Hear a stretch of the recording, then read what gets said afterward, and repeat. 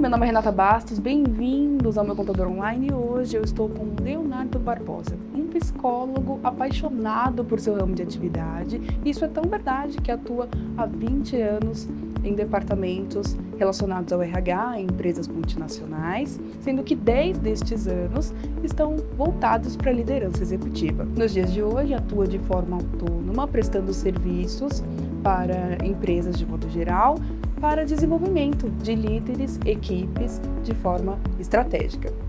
Como se tudo isso não bastasse, ainda sobra um tempinho para empreender, de modo que presta serviços relacionados a sessões de terapia individuais.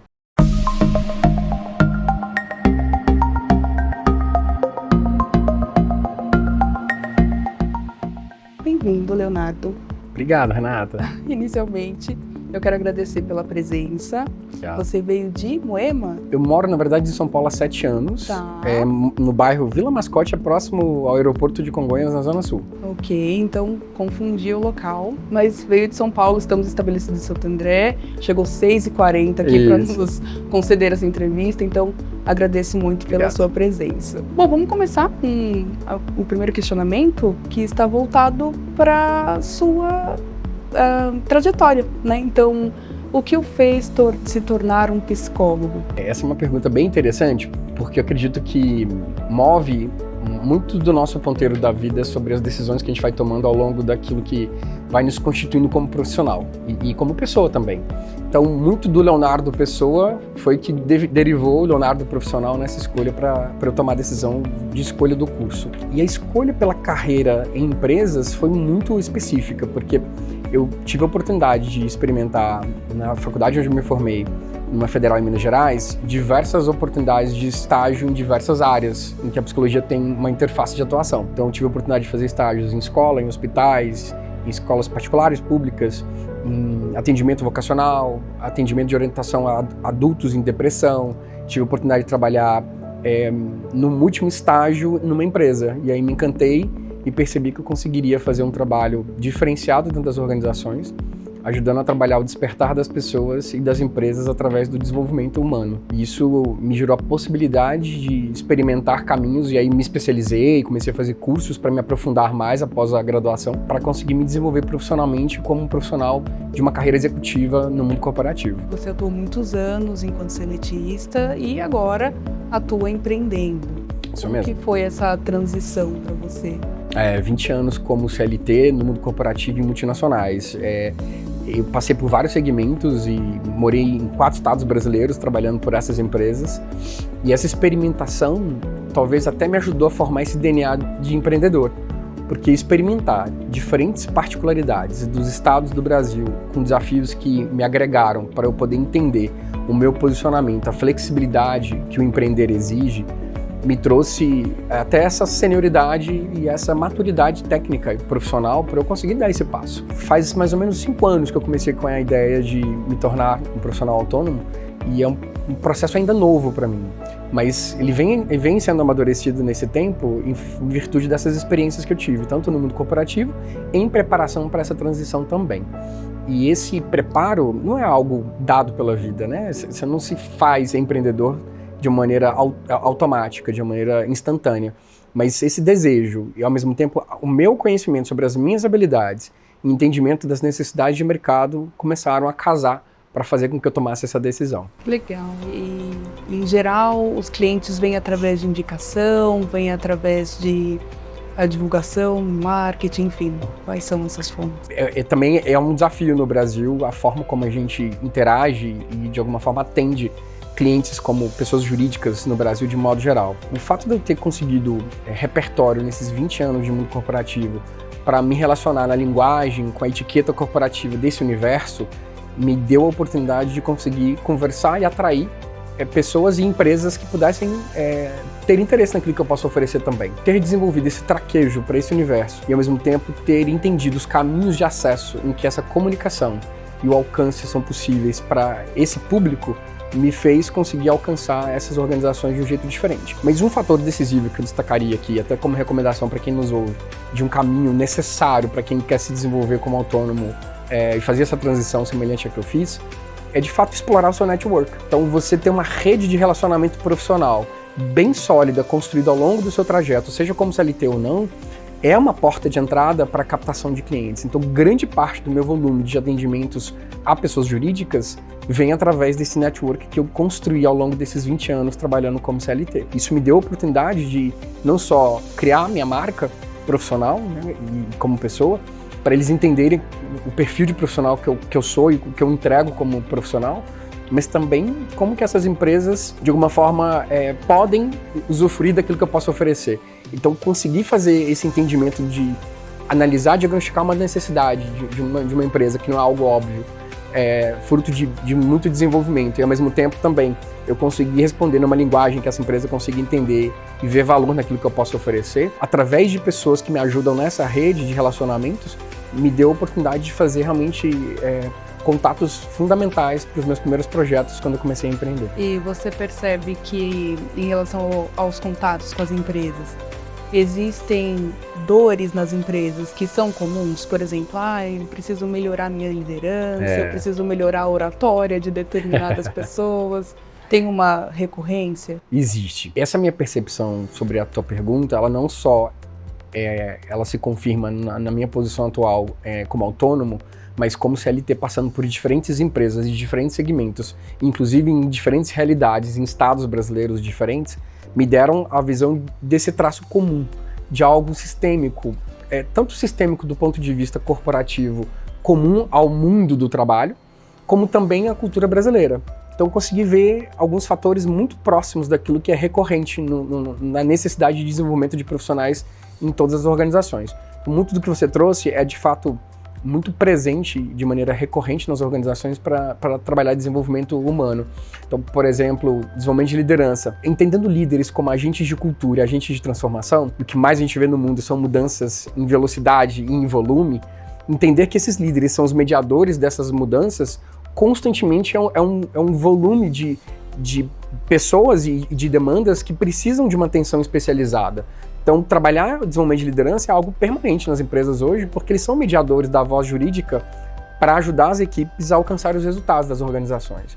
Então, desenvolvimento de liderança, comunicação de várias formas. Trabalhar endomarketing, campanhas internas para aumentar o nível de engajamento e entendimento das pessoas sobre o que essa empresa pretende atingir como propósito e como ambição jurídica, e a própria pessoa também entender como que a ambição individual se casa, se conecta com essa ambição jurídica, não é algo também dado, é algo que precisa ser construído.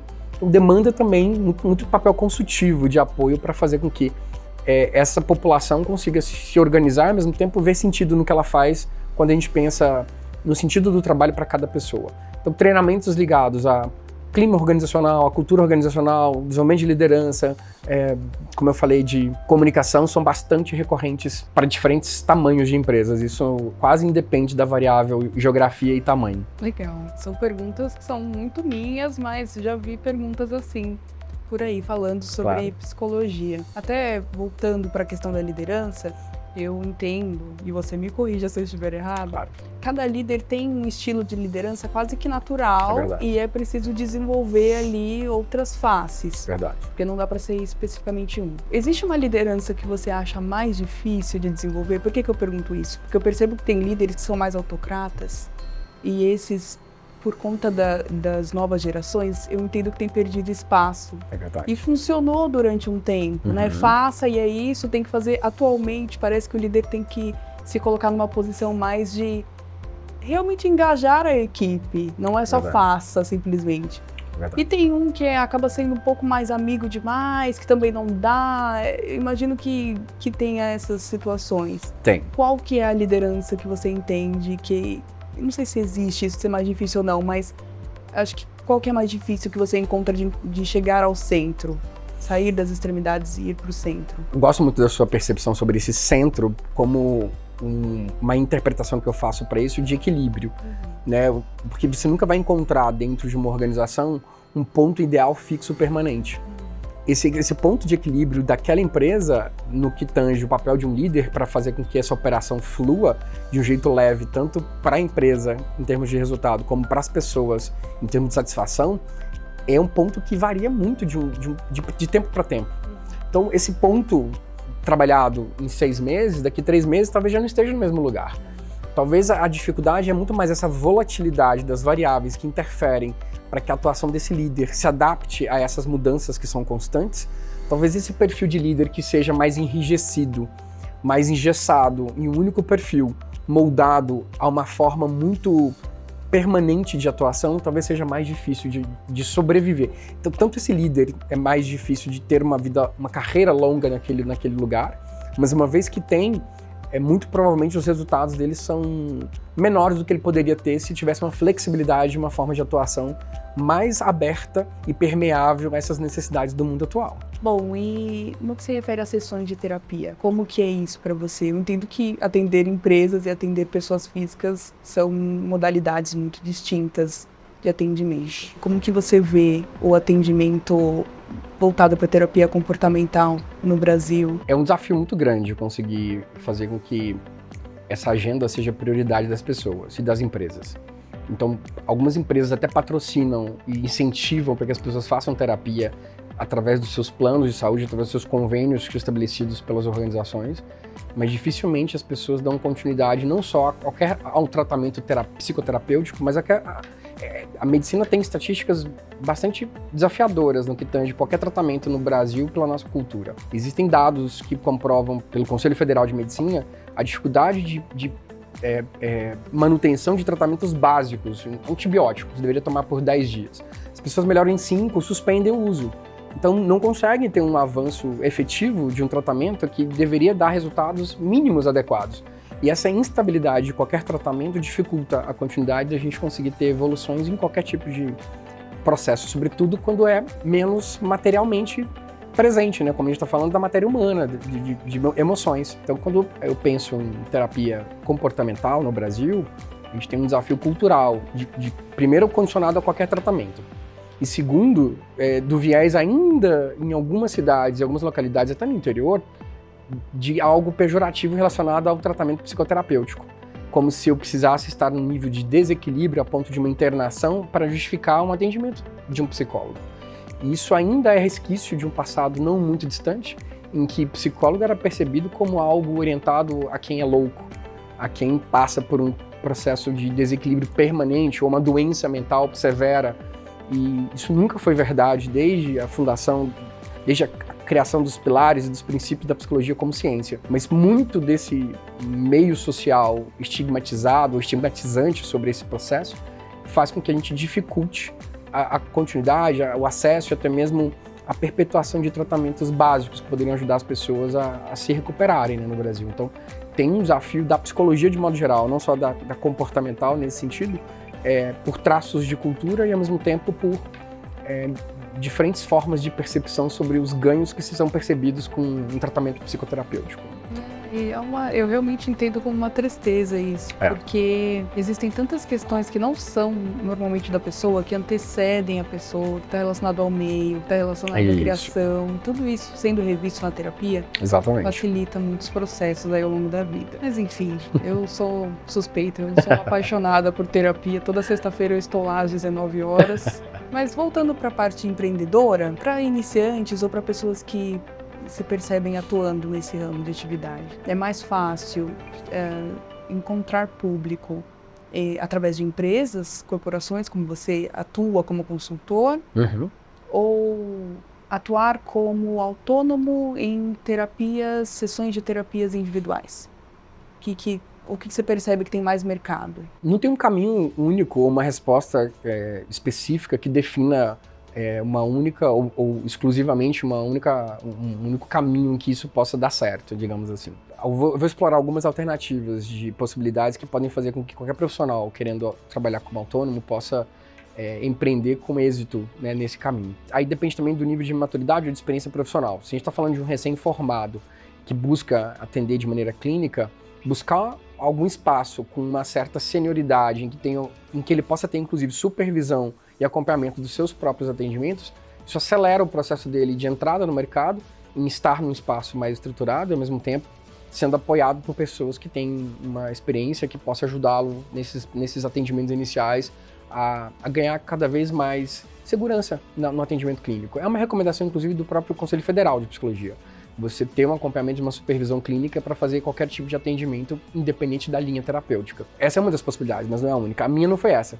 Depois de 20 anos no mundo corporativo e sendo bastante acionado dentro das empresas por profissionais que diziam assim: nossa, Leonardo, você tem uma escuta diferente. Nossa, puxa, você não atende fora da empresa?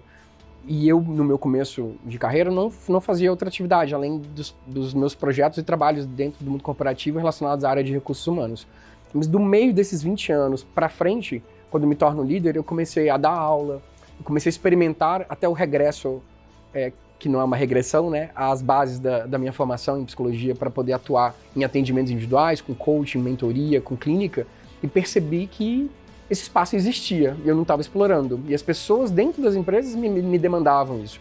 Então, um olhar que eu trago para essa resposta da sua pergunta, Renata, o que você tem escutado sobre as suas habilidades que talvez já responda o caminho que você pode trilhar relacionado àquilo que as pessoas já reconhecem valor em você, daquilo que são as suas competências, suas habilidades melhores. Então, se você tem uma escuta ou se você tem uma sensibilidade, uma forma de atender ou de atuar sobre o desenvolvimento humano que talvez seja mais adaptada a um canal, talvez dentro de empresas você consiga fazer um atendimento individual. Tem empresas que contratam psicólogos, né?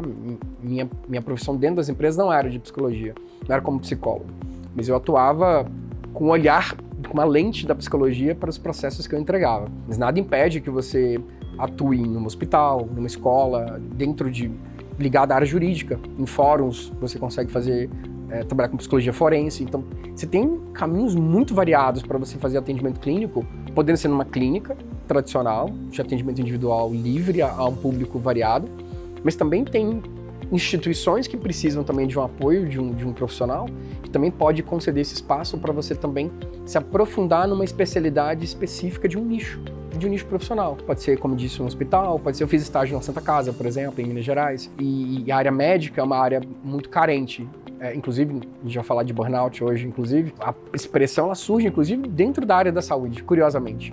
Foi exatamente dentro desse meio em que profissionais da saúde são bastante demandados de tempo e volumes de trabalho, que faz com que a gente perceba a necessidade, inclusive, de um profissional da área da saúde para trabalhar a equipe de saúde, para também serem cuidados, né? Porque quem cuida de quem cuida, né? Vamos falar de burnout, já Vamos falar. Entramos nesse ponto. O que você entende como a síndrome de burnout? Quem tem mais incidência ali? Se tem um ramo de atividade que tem mais incidência ali, uma recorrência? Burnout, essa palavra, ela vem do inglês.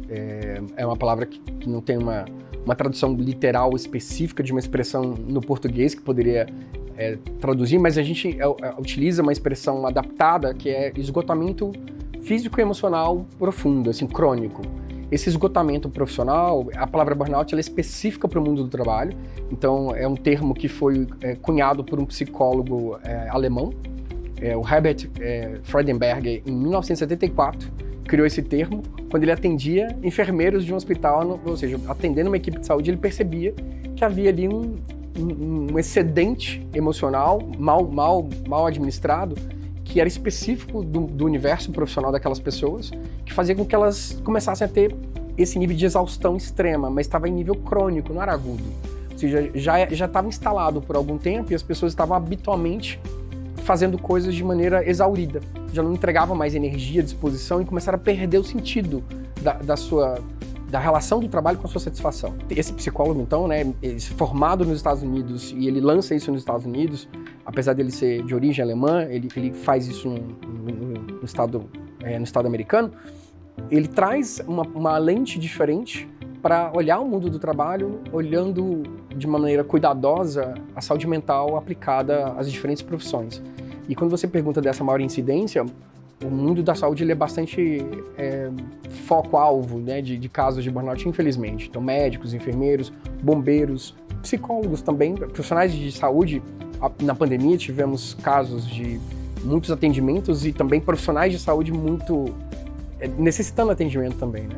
Muito demandados, né? E precisando também de apoio. Então a gente tem a oportunidade de começar a olhar para as organizações em alguns papéis com esse olhar de sobrecarga para algumas funções. Dentro de uma empresa é um pouco mais complexo, porque depende da forma como a organização se estrutura e se tem funções com maior sobrecarga, ou de trabalho, ou de demandas, ou um desequilíbrio na forma sistêmica como aquela empresa opera, e a área médica é uma área muito coadjuvante para ajudar a trazer para essa conversa os sintomas das populações em que talvez possa ter uma concentração para a gente começar a estudar cada empresa de uma maneira específica. Mas de um modo geral, no mundo, infelizmente o Brasil ocupa, por um dado de uma organização internacional de gestão de estresse, o Brasil ocupa o ranking de segundo pior lugar no mundo de presença de burnout, ou seja, de associação a essa exaustão crônica, emocional e física associada ao trabalho. Perde para o Japão, que está em primeiro lugar como pior, né? Então,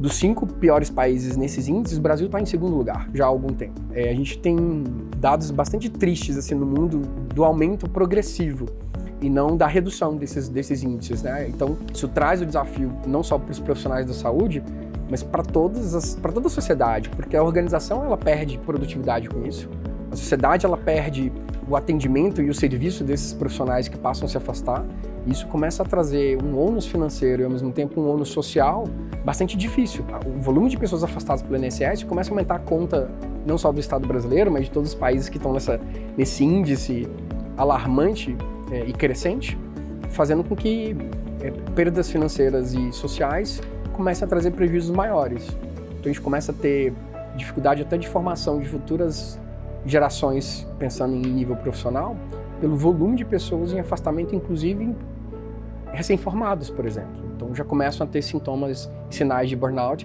já nos seus primeiros anos de trajeto profissional, comprometendo inclusive a carreira dessas pessoas e esse trajeto que poderia ser muito mais saudável, muito mais longevo e acaba sendo comprometido já no início. Será que está relacionado só às pessoas de modo geral? Será que as instituições contribuem muito para isso, como elas são formadas, questões sistêmicas que você trouxe? Sim. Será que não tem coisas que a pessoa pode fazer para evitar uma síndrome como essa? Tem várias coisas. Isso me remete à pergunta anterior que você fez sobre o desafio de termos um olhar mais positivo sobre o cuidado de saúde mental no Brasil, né, com a psicoterapia. Entender que você tem limite e você começar a reconhecer alguns sinais, como, por exemplo, puxa, eu começo a acordar sem disposição, eu começo a não ver sentido nas coisas que eu faço, meu estado de irritação está aumentando cada vez mais, eu começo a não querer me socializar tanto. São sinais de maneira progressiva que eles vão aumentando em intensidade e frequência, que é o que define o conceito de uma síndrome. Então, para você enquadrar uma pessoa com burnout, você tem esse enquadre por um longo tempo sendo... Ou seja, não é algo que começa de um dia para o outro. Existem pessoas que deveriam estar acompanhando essa pessoa. Essa pessoa tem um líder, que talvez não esteja percebendo essa pessoa. Às vezes é o próprio líder que está adoecido. Quem vai perceber essa pessoa? De que forma essa rede interna de uma organização ou de uma sociedade, se a gente está falando de um espaço mais aberto, a família não percebe esses sinais ou a família ignora. A própria pessoa, muitas vezes, ela tenta esconder por não querer ser percebida como incapaz ou como não dando conta daquilo que deveria, como obrigação, seja um pai de família ou uma mãe de família, tendo que lidar com aquilo de maneira muito violenta. Então começa esse processo de autocobrança e de culpabilização sobre o próprio Estado, achando que, na verdade, aquilo que está acontecendo é parte grande, é culpa dela. A própria pessoa se coloca nesse lugar. Então, quando você pergunta sobre o que pode ser feito para evitar, é buscar ajuda terapêutica, é você começar a se perceber mais sobre os sinais desses exemplos que eu trouxe, né, de sintomas físicos, fisiológicos, comportamentais. Tem várias nuances daquilo que o burnout pode expressar como ponto de desequilíbrio na forma como você se relaciona com seus colegas de trabalho, com o seu líder, com a sua equipe, ou mesmo até com o fornecedor ou com o parceiro. Você começa a ter sinais de pessoas que começam a perceber você com alguma mudança que não é tão discreta mais, ela começa a ser muito explícita. E ainda assim você pode ter dificuldade em perceber porque existe uma estigmatização social em se falar sobre doença mental ou sobre saúde mental. E aí assumir que você tem uma condição fragilizada por um adoecimento sistêmico daquele ambiente dificulta as pessoas a quererem assumir que precisam de ajuda, ou medo de perder o emprego, ou serem recriminadas de alguma forma pela própria família ou por amigos. Isso tudo dificulta fazer com que essa pessoa consiga não só superar isso, mas também não permanecer de maneira recorrente alimentando esses sintomas, né, que são bastante comuns no mundo do trabalho atualmente. Como eu disse, o Brasil é o segundo lugar no mundo. O Brasil é o primeiro lugar no mundo em consumo de Rivotril. Está entre um dos países campeões em horas extras. Então, quando você vê profissionais trabalhando 12, 14, 16 horas por dia, com várias outras esferas da vida prejudicada, então já não tem mais muita vida social, vida familiar prejudicada, lazer já não tem, por uma condição atrelada à vida financeira ou outros aspectos que possam ser priorizados por alguém que estabelece esse caminho, isso não é um quadro muito fácil de reverter, mas é possível. Mas aí, realmente, precisa ser feito um esforço coletivo, sabe, Renata? Tanto da rede de apoio dessa pessoa, famílias, amigos, colegas de trabalho, como o governo também pode e deve se sensibilizar mais em campanhas, em ajudar pessoas a entenderem como esses sintomas e essas questões aparecem para a gente começar a tratar isso de um jeito mais aberto. Né? Em relação ao burnout, estamos em janeiro branco, conscientização do burnout. Verdade. Por que existem meses que têm mais ênfase do que meses como janeiro? A gente tem o setembro amarelo, a gente tem o outubro rosa, não sei nem se está relacionado à psicologia, acho que não está.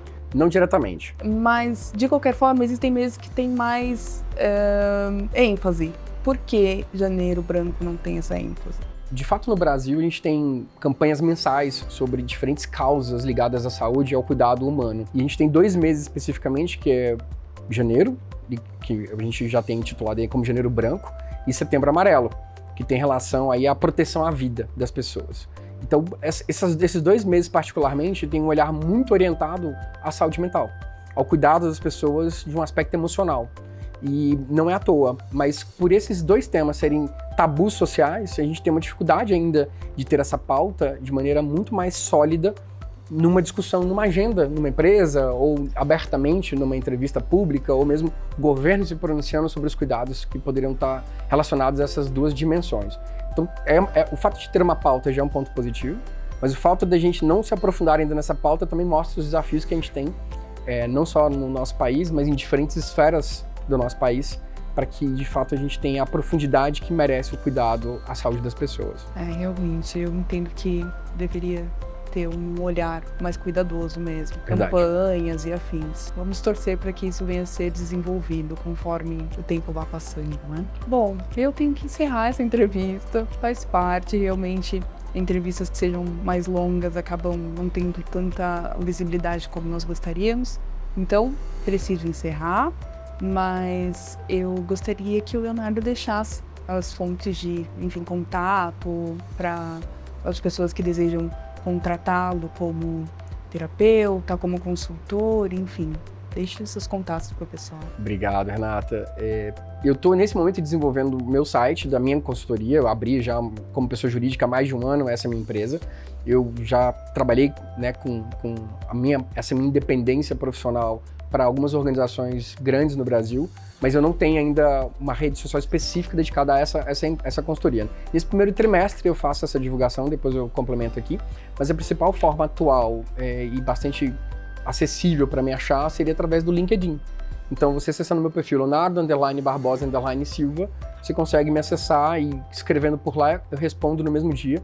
Faço questão aqui de me comprometer no cuidado, no retorno a todas as pessoas que fizerem contato, precisarem de algum apoio, quiserem conversar, ou mesmo quiserem trocar alguma ideia sobre algum projeto, algum trabalho que queiram desenvolver e precisam de uma mentoria ou de uma consultoria, ou mesmo de uma orientação sobre qualquer decisão que precise para qualquer processo que envolva aí esse nível de desenvolvimento humano, que é o que eu gosto mais de fazer. Bom, se vocês deixarem também comentários aqui no YouTube, eu carinhosamente repassarei ao Leonardo. Então, se tiver dúvidas ou, acho que deixar o contato de vocês aqui nos comentários não seria mais adequado. Mas se demonstrar algum tipo de interesse, nós podemos fazer esse link aí. Com certeza. É isso. Eu quero agradecer por você que está nos assistindo até aqui. Vou pedir que você se inscreva no canal, deixe o like, comenta aqui embaixo, dúvidas ou complementos. E é isso. Muito obrigada pelo acesso. Até o próximo vídeo. Tchau.